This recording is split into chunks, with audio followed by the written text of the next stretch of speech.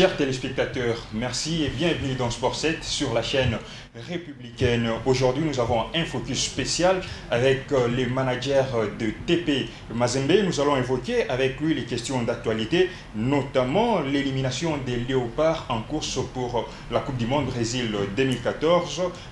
Pour son club, nous allons évoquer la question de la préparation du club de TP Mazembe en phase des poules de la Coupe de la Confédération africaine de football. Et puis enfin, nous allons terminer par l'arrivée du coach Carteron à la tête, bien sûr, à la tête du club noir et blanc. Bonjour, monsieur le manager Kitenge Kikumba. Bonjour. Bien sûr, bien entendu, nous allons immédiatement commencer par cette actualité. Votre club a fait venir Patrice Carteron, qui était sélectionneur malien, et il est maintenant dans votre club. Qu'est-ce qui vous a poussé tout d'abord à aller chercher cet entraîneur? Vous savez que Mazembe a été éliminé de la Champions League et que depuis un certain temps, les résultats ne suivaient pas les ambitions du club ni les moyens du club. Donc il fallait une restructuration quelque part et qu'en termes de résultats, quand un club ne donne pas de résultats, je crois que c'est le côté du staff technique qui doit être réaménagé. Et je crois que c'est ce qui a poussé le président de Mazembe, le gouverneur Moïse Katumbi, à chercher à changer un peu le staff technique pour voir si avec cette arrivée, on peut améliorer les résultats. Et effectivement, qu'est-ce que vous reprochez exactement à Lamine Ndiaye? On a été éliminé. On était en Champions League. Oui. En huitième de finale, on a été éliminé. Et quand vous êtes éliminé, vous tirez les conclusions. Il n'y a pas de reproche à faire. Une fois qu'une équipe est éliminée, vous tirez les conclusions. Il n'y a pas de reproche. Oui, et bien évidemment, cette année, vous avez fait des recrutements qui vous a coûté autant, qui vous a coûté ce que ça vous a coûté, beaucoup de joueurs, beaucoup d'internationaux. Aujourd'hui, Mazembe, à lui seul comme club, donne aux sélections nationales environ 15 joueurs. Et vous ne trouvez pas que c'est pléthore là? Plus de 20, parce que vous avez compté peut-être ceux qui sont partis les derniers week-ends en équipe senior, mais oui. Il y a plus de ça. Il y a plus que ça. Oui, on a une vingtaine de joueurs. Vous ne trouvez pas que ces pléthores-là, parfois, vous ne risquez pas de tomber dans les mêmes problèmes qu'a connu Chelsea, qu'a connu le Real Madrid, et avec ces pléthores de joueurs, parfois, les entraîneurs n'arrivent pas à faire un choix technique et tactique réel au vu des talents qui se présentent et sur le banc et sur les terrains. Donc, on n'a jamais reproché à ces équipes d'avoir des internationaux. Non. À un moment donné, il y a des équipes qui... tout celui qui joue dans cette équipe-là et joue dans l'équipe nationale de son pays. C'est tout à fait normal. Donc ça, ce n'est pas un handicap. Peut-être, c'est même plutôt un atout. Le problème n'est pas d'avoir le trop-plein. Le problème est d'avoir une bonne sélection. Une bonne sélection, bien sûr, c'est ces pléthores-là dont je viens d'évoquer. Vous ne pouvez faire une bonne sélection qu'à partir d'un vivier convenable. Comment vous allez faire une bonne sélection si vous n'avez pas où puiser? Alors maintenant, les entraîneurs de Mazembe ont là où ils doivent puiser. Parce qu'il n'est pas dit qu'à tout moment, tout le monde est en bonne santé. Kalaba n'a pas joué les derniers matchs, même avec l'équipe zambienne, parce qu'il est blessé. Voilà. Et maintenant, en Coupe de la Confédération, vous êtes en quart de finale. Comment est-ce que vous vous apprêtez pour bien affronter cette Coupe de la Confédération africaine de football? Non, on prend tout au sérieux, on se prépare d'ailleurs. Je crois qu'après le match contre Elima, à Boma, l'équipe doit s'envoler pour 2 semaines au Ghana, où on doit faire un mini-stage et on doit aussi participer à un tournoi international qui sera organisé là-bas. Donc on se prépare pour cette compétition parce que nous n'avons pour adversaire que les équipes maghrébines. On va aller jouer en Tunisie, on va aller jouer en Algérie, et on va aller jouer au Maroc. Donc on se prépare. Bien évidemment, à tout prix pour arracher cette coupe, comme vous l'avez l'habitude. Bien sûr, bien sûr. Mais ça ne sera pas facile parce que les autres savent aussi qu'ils ont Mazembe dans les pattes. Donc, ils se préparent en conséquence. bien évidemment une élimination en Ligue des Champions et pourtant, les matchs perdus en Afrique du Sud, c'était à votre portée et tout ça, ça c'était un grand regret pour vous. Mais alors pourquoi vous me demandez d'avoir changé le staff technique si vous le reconnaissez vous-même? Voilà tout. Nous revenons un peu sur l'arrivée du coach Carteron. Comment est-ce qu'il est en train de préparer l'équipe? Comment est-ce qu'il s'intègre petit à petit dans le groupe? Dernièrement, nous avons vu sur les bancs, c'était Miayo, qui est son adjoint, qui a connu votre club. C'est votre club qui l'a formé aujourd'hui, qui les forme comme entraîneur. Comment ça, vous mettez tout d'abord les coachs Carteron à côté pour commencer avec Miayo, son adjoint? Bon, je ne sais pas de quel match vous parlez, mais je vous dis que... il y a des matchs qui se sont joués ici à Kinshasa contre Daring Club Motema Pembe. Tous les matchs qui se sont joués à Kinshasa, c'était Miayo qui était à la tête de l'équipe. Oui, mais il y a toujours un début à tout. Carteron, quand est-ce qu'il prend l'équipe en main? Si j'ai bonne mémoire, le dimanche, quand on joue contre Motema Pembe, si j'ai bonne mémoire, Carteron n'était pas au stade. Il est arrivé avec l'équipe de Lubumbashi et il a pris son avion et il est parti. Bref, il était parti parce qu'il devait aller au Mali pour régler son compte avec la fédération malienne et terminer. Et il nous a rejoints au Mozambique, où il n'a pas coaché non plus. Mais Carteron, je peux l'annoncer à la face du monde, il a effectivement commencé à entraîner l'équipe de Mazembe et à se mettre, comme vous voulez le savoir, sur le banc. C'était hier, au stade TP Mazembe. Il a coaché son tout premier match contre Virunga en championnat de la Ninafoot.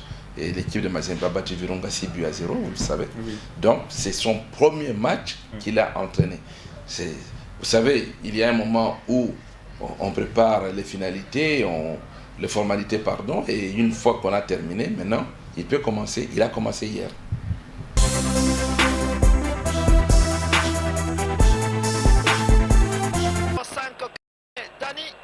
Dani Monkweu. Attention, il y a un regroupement en défense congolaise. Ballon récupéré par Issa Mampeko. On sent que ce sont les deux fauves de l'Afrique centrale qui se retrouvent.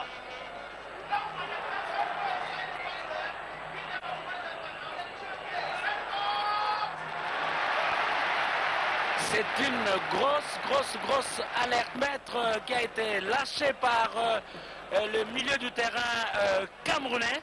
A été plus ou moins pris, disons stoppé dans un premier temps par Kidiaba et bon, l'attaquant camerounais s'est retrouvé le premier pour passer à un... Le Camerounais joue dans leur camp avec Bedimo. Bedimo qui va partir pour Bukanjo. Ils vont revenir au milieu du terrain. Le contrôle avec le numéro 21, Joël Matip. Ils partent. Attention, c'est des bons footballeurs. Benjamin Mukanjo. On les laisse. Oh, belle frappe. La belle frappe, on sent qu'il y a... Et je vous ai dit que c'est des lions qui deviennent véritablement indomptables lorsqu'ils se retrouvent en position de rechercher une qualification. Et donc, ce moral de gagneur est à gagner aussi par le Léopard qui, ce jour, même si les deux équipes sont en position défavorable pour le moment, doivent se battre absolument pour occuper la meilleure position qui soit. Voilà, il est récupéré pour le moment. Ils contrôlent bien, ils posent leur geste, hein, n'est-ce pas? Ils posent le ballon à terre, voilà, jusque-là, il n'y a pas de panique. Il n'y a pas de panique, mais on n'est pas dans leur tête, hein, vous savez, ils savent contre quelle équipe ils jouent, hein, comme dit souvent Roger Mila.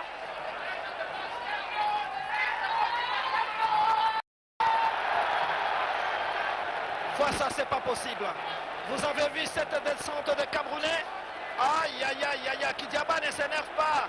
Oh, ça a failli être le premier but camerounais, amis sportifs, à la 7e minute. Voilà, le ballon est parti du milieu du terrain et il est tout seul. Et Eto'o avait marqué comme ça la fois passée. Voilà qu'il est parti, il a effacé Kidiaba. Oh là là, c'est Aurélien Tchadouche quoi. Il a placé les ballons à côté, ce n'est pas possible. Et qui a fait également la Coupe du Monde.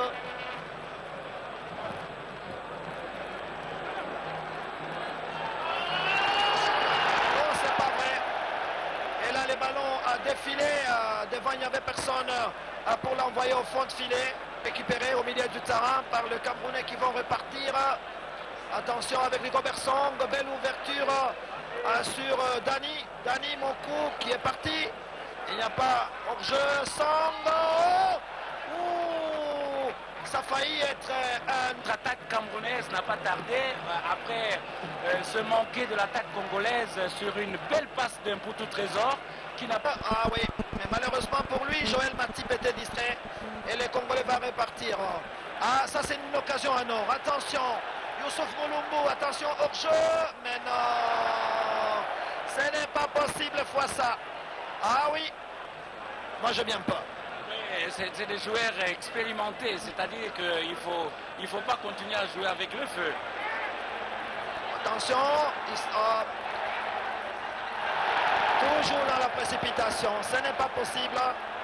Beaucoup de précipitation, beaucoup d'erreurs, je dirais de jeunesse au niveau de l'attaque. La passe ne passe pas.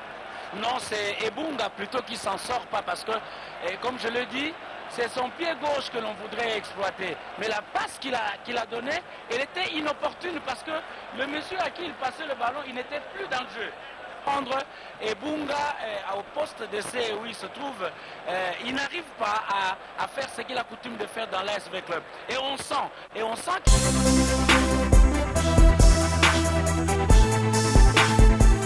Maintenant, nous allons essayer de parler de l'élimination de Léopard de la RDC pour la course au Mondial 2014. Vous avez été l'un des personnalités qui s'étaient investies lors de ces matchs. Comment est-ce que vous avez accueilli cette élimination?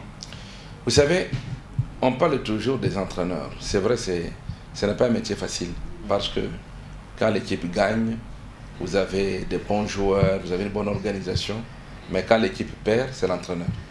Et même le savent. Mais je crois que Claude Leroy porte une grande responsabilité dans cette élimination. Et il l'a dit lui-même. Il l'a dit, il dit j'accepte, j'assume, effectivement. Et c'est ce qui a coûté son départ, parce que peut-être, je ne sais même pas pourquoi vous ne le dites pas, Claude Leroy est déjà parti. Donc, il n'a pas encore quitté le Congo, mais il n'est plus entraîneur de Léopard. Bien évidemment. Je ne sais pas pourquoi la presse de Kinshasa ne donne pas cette information, parce que son contrat était un contrat d'objectif, oui. Et le soir même, il a reconnu que effectivement, il s'arrêtait là-bas, et je crois le lendemain, la fédération lui a signifié cela. Donc Claude Leroy ne fait plus partie il n'est plus à la tête de Léopard. Aujourd'hui, les Léopards sont sans entraîneur. Ça, c'est une chose. Mais je crois que l'arrogance nous a amenés à cette élimination. Oui. Je parle de l'arrogance de l'entraîneur parce que à un moment donné, il s'est laissé distraire par des considérations qui n'avaient rien à voir avec la technique. Vous êtes journaliste, je crois que vous étiez parmi ceux qui ont été conviés samedi à un point de presse d'avant-match. Bien évidemment. Mais le fiasco auquel vous avez assisté, oui. Où l'entraîneur vous dit, voilà, écoutez, il n'y a pas de prime de joueurs, il n'y a pas, alors que l'argent était déjà sorti. Alors que l'argent, vous savez que quand vous êtes dans un pays, vous devez respecter les lois de ce pays, d'où l'expression, il faut être grec parmi les Grecs. Aujourd'hui, dans ce pays, on voudrait minimiser le fuite d'argent. Et on parle de la bancarisation. Tout passe par la banque. Donc la prime des joueurs pour le match du Mali était déjà donnée dans leur compte bancaire. Et la prime de ces joueurs contre le Cameroun était déjà sortie. Donc le vice-président Bondembe avait déjà les espèces sonnantes et trébuchantes entre ses mains. Mais il ne faut pas donner cet argent aux joueurs qui étaient internés et qui devaient jouer. Il fallait attendre à la fin du match pour donner cet argent, et comme ça, ils peuvent partir avec leur argent. Ce qui a été fait. Au moment où nous parlons, je mets quiconque au défi de nous dire que l'État congolais doit un seul centime à qui que ce soit de l'équipe de Léopard. Même pas Claude Leroy. Nous ne sommes pas encore à la fin du mois, mais il a déjà touché son salaire du mois de juin. Et il est ici à Kinshasa. Je vous laisse le soin de le contacter pour qu'il puisse me contredire. Donc, à l'heure actuelle, personne ne peut accuser l'État congolais d'avoir un arriéré, si minime soit-il, par rapport au Léopard.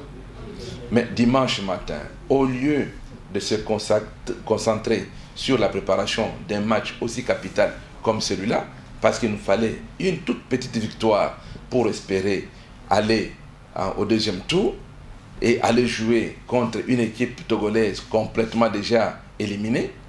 Mais le roi, le matin, prend l'équipe et va trouver le chef de l'État, va à sa résidence du chef de l'État. Mais en fait, mais moi pour venir ici, vous m'avez invité. Bien évidemment. Et alors, lui s'arrange pour aller là-bas comme s'il allait chez un ami. Effectivement, il n'a pas été reçu. Il n'a pas été reçu. Et on lui a demandé de voir avec le gouvernement. Et le Premier ministre, pour cette cause nationale, s'est dérangé pour recevoir M. le roi et sa clique. Et le roi n'est plus passé par là parce que, en allant à la présidence, le roi devait aller accuser le gouvernement. Maintenant, quand on le renvoie chez le même gouvernement, qu'est-ce qu'il a encore à faire?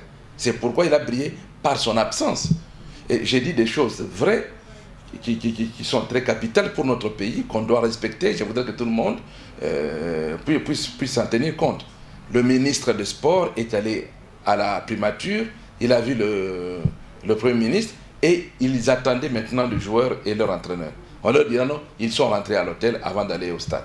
D'une certaine manière, vous ne trouvez pas que c'est une malorganisation au niveau de la fédération?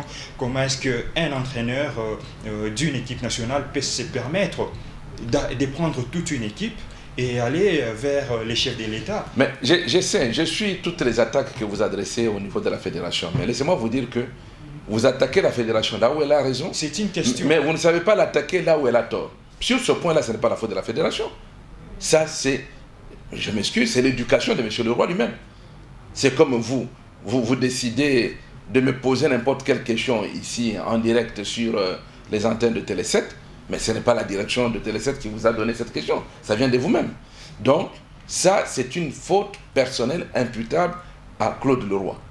Mais quant à la fédération, là où moi je condamne la fédération, c'est quoi? C'est que quand un entraîneur arrive, il faut lui préciser les objectifs. Oui. Par exemple, la fédération a laissé Claude Leroy nous entraîner dans une pratique honteuse, que le joueur réclame l'argent avant de monter sur le terrain. Ça, la fédération devait absolument l'interdire. Et je demande maintenant que le nouvel entraîneur qui va arriver, qu'il soit congolais ou étranger, qu'il signe noir sur blanc, oui, que quand il y a prime après le match et c'est une prime de résultats.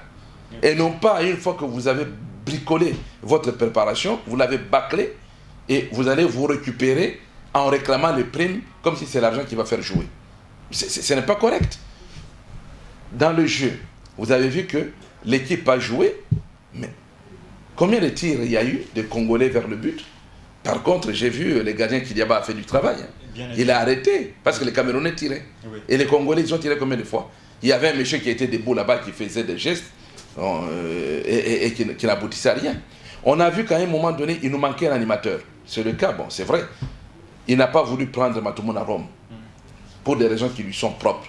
Parce que ce qu'il a évoqué là ne tiennent pas la route. Mais il aurait bien fallu trouver quelqu'un qui allait nous faire oublier Rome. Or, il n'a pas trouvé ce quelqu'un qui allait nous faire oublier Rome. Là encore, il a commis une faute. Donc, finalement, quand on prépare une équipe, on doit assumer et non pas distraire les gens en disant « Vous savez, je n'ai pas d'argent, je n'ai pas d'argent. » Et aujourd'hui, Claude Leroy est bloqué dans sa chambre.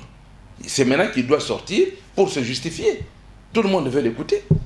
C'est maintenant qu'il doit dire combien d'argent on lui doit, combien d'argent on doit à l'équipe nationale, combien ceci, combien cela. Il ne saura pas le dire parce qu'il n'y en a pas. Je vous confirme, je suis congolais, je vous confirme, il n'y a pas de dette.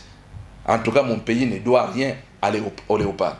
Merci beaucoup pour ces éclaircissements. Nous avons assisté à cette conférence de presse qu'avait donnée. D'ailleurs, c'était un point de presse parce que les sélectionneurs nationaux est venu communiquer.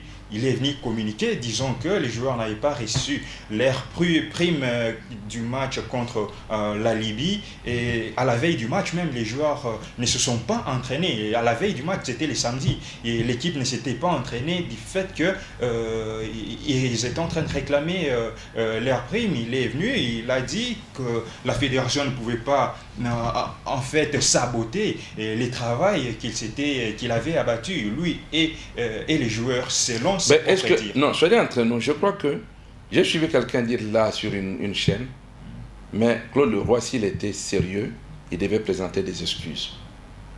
Il devait présenter des excuses au gouvernement, à la fédération et au peuple congolais. Parce qu'il a menti. Là, je dis bien, je pèse mes mots, il a menti. Quand il dit que le gouvernement n'a pas payé les primes de la Libye, on vous dit qu'au moment où il parlait, la banque avait déjà pratiquement terminé à créditer les comptes des joueurs de Léopard. Donc ça, c'était déjà fait. Non, selon lui, c'est-à-dire que... Selon lui, parce qu'il n'avait pas... C'est au niveau de la fédération qu'il y avait blocage. Non, mais la fédération n'y est pour rien. On vous dit que c'est un truc qui passe par la banque. D'où vient la fédération? Omari, est-il fondé de pouvoir d'une banque par laquelle passe l'argent de Léopard? Pas du tout. On vous dit que c'est par la banque. Donc, c'est le bas. Et c'était déjà fait. Donc, sur ce point-là, il a menti. Oui. L'argent de Léopard, le samedi, dans la matinée, quand il racontait que l'argent pour le match du Cameroun, là, il a encore menti parce que, si j'ai bien compris les choses, le vice-président Bondembe, qui était dans son bureau au moment où le roi vous racontait tout ce qu'il avait raconté, il est venu et il a remis les pendules à l'heure. Il vous a dit que depuis hier vendredi, j'ai déjà récupéré cet argent. J'ai l'argent pour le match de demain. Alors maintenant, je vous pose la question. Bondembe a l'argent le samedi. Le samedi, l'équipe nationale est internée. Vous allez prendre l'argent pour aller donner aux joueurs qui sont à l'internement. Moi, je suis dirigeant sportif. Ça ne se fait jamais comme ça. Et d'ailleurs, je vais vous dire une chose. L'équipe de Mazembe est allée au Mozambique. Où on n'a pas gagné le match, mais il s'est qualifié pour la phase de poule, pour la phase de groupe. Et les joueurs de Mazembe ont eu droit à une prime pour leur qualification. Mais cette prime-là n'a pas été donnée parce que aussitôt après ce match de dimanche-là, tout le monde allait en équipe nationale. Ils devaient voyager. Et on leur a donné rendez-vous le mercredi 19. Donc hier 19, c'est alors qu'ils ont touché leur prime de cette qualification-là. Mais qu'on n'invente pas la roue. Alors maintenant, le samedi, là, Bondembe devait aller dans le camp de Léopard pour dire, bon, toi, voici ton argent. Mais ils allaient faire quoi? Ils allaient s'occuper de leur argent ou ils allaient préparer le match? On leur a dit, votre argent est là, vous jouez le match et après le match, on vous donne. Ceux qui sont partis, les internationaux qui sont venus d'Europe, qui ont voyagé juste après le match du Cameroun, ont pris leur argent, ils sont partis. Le lendemain, je vous dis par exemple, les joueurs de Mazembe sont partis le lendemain et avant de partir, on leur a donné leur argent. Et que le roi contredit ce que je vous dis.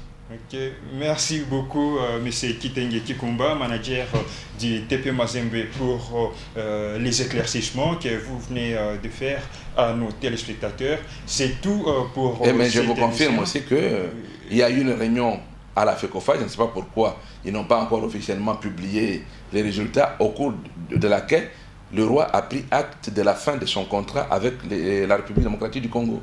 Mais je crois que M. le roi ferait mieux de présenter des excuses avec tout le mal qu'il a causé à notre pays. Ok, ça c'est une leçon donnée au sélectionneur national des Léopards de la RDC, M. Claude Leroy. Merci, chers téléspectateurs, de nous avoir suivis. C'était Sport 7 sur votre chaîne républicaine. Aujourd'hui, on avait reçu M. Kitenge Kikumba, manager des TP Mazembe. Merci et au revoir.